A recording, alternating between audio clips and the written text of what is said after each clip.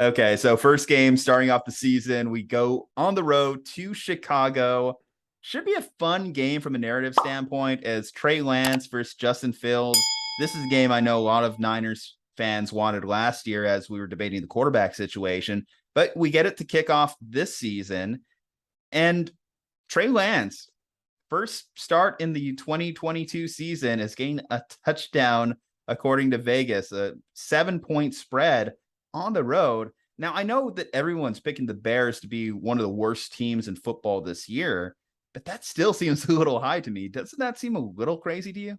It does, yeah. In the NFL, you don't really see that often. A touchdown is a lot in the NFL. They say like 60 to 70% of games in the NFL fall within that touchdown range. So, the fact that odds makers are looking at it that way, and the fact that, sharp bettors and even public bettors are starting to bet on the Niners makes me a little bit more comfortable that the Niners could go in there and completely dominate that Bears team that, they're going in with a new head coach. They're going in with a new system. The defense, they lost, Khalil Mack. They still have Roquan Smith there, still trying to figure out what they got going on there. The offense, though, I think our defense should have a field day on Justin Fields. I think that offense is going to struggle to see what I did there. Oh, yeah. Yeah. I liked it. I liked it a lot, man. No, I agree with you. The front seven should feast because this they should Bears absolutely offensive feast. line, yeah. I know this is one of the weak points of this team, and people are saying, is this one of the worst put together offenses since like the one-win Dolphins team or the Jets from a couple years back? People are talking about this Bears team in that ilk. Now, I do like some of their pieces, like Darnell Mooney. I think if we're talking fantasy football, I think Darnell Mooney's a guy you should be targeting. Cole Kmet, a very highly regarded tight end prospect as well. David Montgomery, Khalil Herbert. Last year, Matt Nagy, say what you want about him, he devised a really good rushing attack with those two pieces. One thing, though, I will say that I'm going to monitor, and this is even keeping in mind the Bears' offensive line issues, is the Niners still have that reputation with quarterbacks that can move. And Justin Fields is still a quarterback that can move and get out on his feet. And he had one of his better games of the season last year against us. Now, we were kind of reviewing last year's 2021 season and how many make or break games there were down the stretch run. The Niners going into Chicago last year were 2-4. And they were in danger of losing their season in that game if it wasn't for that Deebo Samuel screen pass that went, 70 yards, 80 yards. Thank you, Deebo. You are a game changer. Last year almost ended in Chicago for us if we don't pick up our slack and win that game. It's going to be a game for Eberflus, his first game head coaching. So I think that there's going to be a little learning curve for the Bears early in the season. So I think we're catching them at a good spot with the changes they've had in their staff. Yeah, I think this is a game that the Niners should win, but I guess I just look at the betting line and I'm like a little flabbergasted. And this could just be a case of Vegas and their projections going into the year. We always notice that the first few weeks, like the lines tend to be a little bit wonky when hindsight is included. Yeah, definitely. I mean, there's always a lot of question marks when you're making a team the road favorite. You're kind of expecting them, especially at a touchdown or more.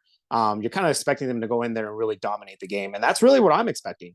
I'm still expecting, even though it's Trey Lance's first game as the number one quarterback on the depth chart for the 49ers, I still expect him to have a great game. I still expect Deebo Samuel to be out there running wild, creating plays, and George Kittle to get open in that secondary, pretty weak secondary that I might add. And then the run game, I still think the Niners could still have success on the ground there. Kyle Shanahan, I know Mike, it'll be, Kyle Shanahan's first game as head coach with Mike McDaniel's not there and kind of, running that run game for him. So that's going to be interesting to see. It'll be interesting to see how Anthony Lynn, new, I guess, offensive coordinator or run game coordinator, whatever they want to give him the title of. It's going to be his first game with the team as well. So it's going to be interesting to see how this offense is really going to be able to move the ball, because I don't think much is going to change from the defense. D'Amico Ryans, I think, is going to be, probably going to take a step ahead if I had to guess this season. So I think the defense should be fine. I do want to throw injury report wise. We're going to be without Jimmy Ward. He was placed on IR in the preseason.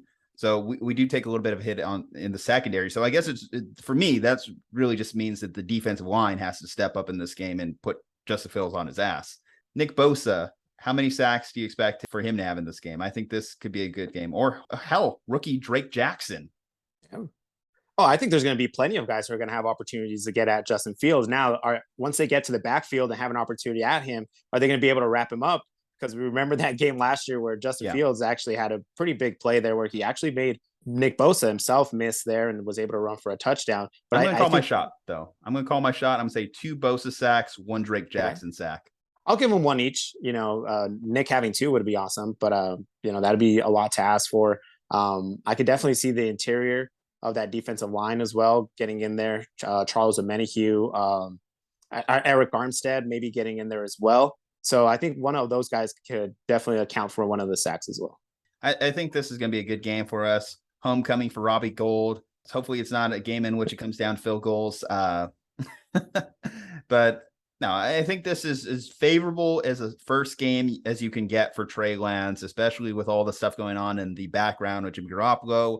If you want to just prove you're the guy, this is the type of game you go out there and you just drop a 300 multi-touchdown game against this defense, against this secondary, which was a bottom 5 secondary in the NFL last year that has no Khalil Mack on it anymore. This is the type of game that you should be able to go out there and dominate. So I want to see it. That's going to be one of the big things to monitor, the X factors, the keys of the game. How does Trey Lance look? Because that you just kind of want to quiet the noise a little bit in the stands. By the time you get back to San Francisco, you don't want to even hear like, should we start Jimmy? Yeah, you got to kill the early season buzz following that deal. That's my thoughts on it. Anyway, we're both picking the Niners. No surprise here. But what say you? I know there's going to be a lot of Niners fans in this. Do you think the Niners at least cover that 7-point line? I want to know what you think from it from an honest betting perspective, because I think we all expect the Niners to win this game in Chicago. Follow the channel, subscribe to the channel, like all our stuff. We're getting things back and running. Obviously, as the Niners entered the Quest for Six 2022 season, last year was one of those, again, escaped us moments. So hopefully we can get back to that point, guys. Support the channel. Anyway, stay safe, happy, healthy. We will see you next time.